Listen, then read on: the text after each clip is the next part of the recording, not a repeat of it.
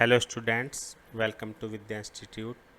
Exercise 9.3 class 11 27 question करेंगे।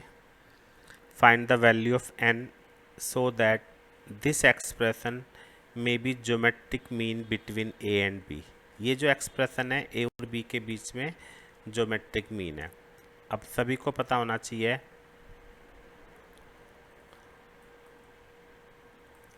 Geometric mean between A B, under root में A B geometric mean को कहते हैं। तो क्वेश्चन में गिवन है कि जो ज्योमेट्रिक मीन है वो हमारा कितना है, A raise to the power n plus one, B raise to the power n plus one upon this equal to under root A B, जिसको हम ऐसे भी लिख सकते हैं।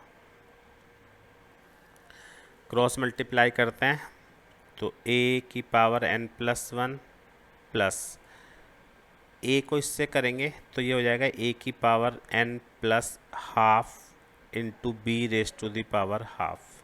फिर b को इससे करेंगे और इसको हम हाथ के हाथ जो है लेफ्ट हैंड पे मल्टीप्लाई करके लेफ्ट हैंड पे मैं लेके आ रहा हूँ। ऐसे b को करेंगे तो ये a की पावर हाफ और b की पावर n प्लस हाफ और प्लस b की पावर n प्लस वन। ये हमने क्या किया है, क्रॉस मल्टीप्लाई करके और सबको लेफ्ट हैंड पे कर लिया। अब आपको क्या करना है, यहाँ पे इन दोनों में से और इन दोनों में से कॉमन लेना है। यहाँ से हमारा कॉमन आएगा a की पावर n प्लस हाफ,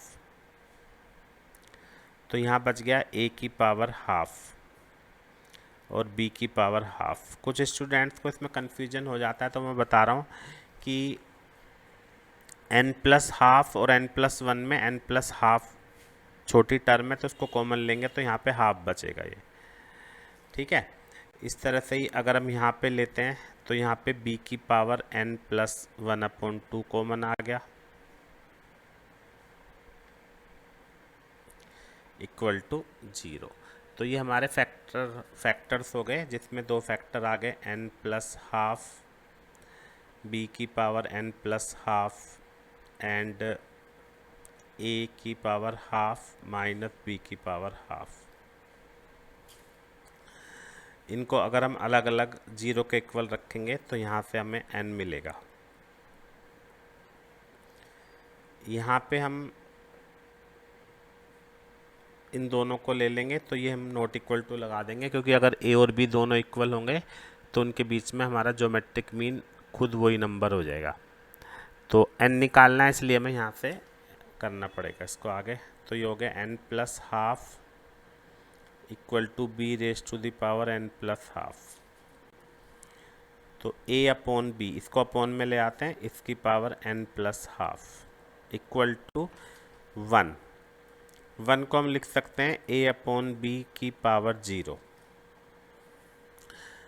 तो n plus half equal to 0, n की वैल्यू माइनस हाफ। ये हमारा आंसर हो गया।